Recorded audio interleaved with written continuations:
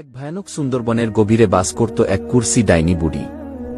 ডাইনি বুড়ি সবসময় সঙ্গী ছিল এক চতুর ও ধূর্ত শিয়াল, যার চোখে ছিল অদ্ভুত চমক। এই বনের অন্য প্রান্তে এক ছোট্ট আলোজলমলে ঘরে বাস করত সুন্দরী মায়াবিনী পরী। পরীর সঙ্গী ছিল এক সাহসী বাঘ ও এক কৌতূহলী কাঠবিড়ালি, যারা সবসময় তাকে পাহারা দিত। আরও দূরে নদীর ধারে এক শান্ত কুটিরে বাস করত এক জলপরী। সমুদ্রতে সে বাস করত। জলপরীর সঙ্গী ছিল এক খুশিমেজাজি ডলফিন মাছ, যাকে জলপরী আদর করে ডলফিন বলে ডাকত। বন থেকে কিছুটা দূরে একটি ফুলে ভরা রাজকীয় প্রাসাদে বাস করত যে সবাইকে ভালোবাসত, তার সে ছিল রাজকুমারী। রাজকুমারীর পাশে থাকত একটি নাচতে ভালোবাসা ময়ূর এবং এক ফনা তুলতে জানা সাপ। সবাই শান্তিতে থাকলেও বনের গভীরে লুকিয়ে ছিল এক পুরনো অভিশাপের রহস্য। ডাইনি সেই রহস্য জানত, আর সে চেয়েছিল গোটা বন তার নিয়ন্ত্রণে আনতে। এক অন্ধকার রাতে ডাইনি ডেকে পাঠাল শিয়ালকে, বলল, সুন্দরবন পরীর জাদু চাই আমারও।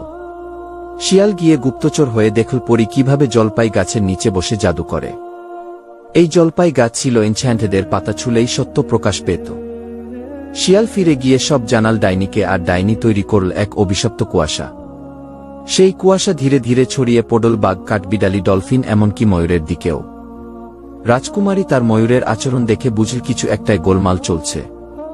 তিনি সঙ্গে সঙ্গে পাঠালেন বার্তা, মায়াবী বল পরীর কাছে, আমাদের জাদু দরকারও।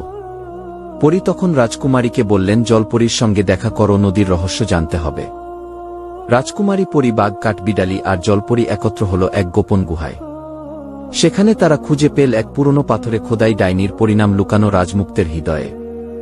রাজমুক্ত পশু প্রাণী সবাই অবাক, এই নাম তো কেউ শুনেনি আগেও। পরী জানাল, রাজমুক্ত এক রাজকুমার, যাকে ডাইনি 1 শতাব্দী আগে বন্দী করেছে। তারা সবাই মিলে ডাইনির দুর্গে ঢোকার পরিকল্পনা করল জলপাই গাছের পাতা নিয়ে। সেই পাতায় মোড়া করে বাঘ ও কাঠবিড়ালি তৈরি করল এক জাদুর বল, যা কেবল সত্য প্রকাশ করে। তারা গিয়ে ডাইনির আস্তানায় সেই জাদু ছুড়ল, আর সঙ্গে সঙ্গে উন্মোচিত হল বন্দী রাজমুক্ত। রাজমুক্ত চোখ খুলতেই ডাইনি চিৎকার করে বলল, না, এটা হতে পারে না। মায়াবী বনে পরী বললেন, এই তোমার পরিণাম। ডাইনি অন্ধকারে যারা থাকে, আলো তাদের জয় করে।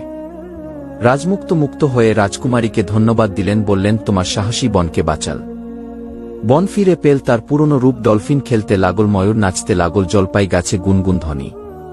আর সবাই জানত, যেখানে থাকেন পরিণাম পরী, সেখানে আলো সবসময় অন্ধকারকে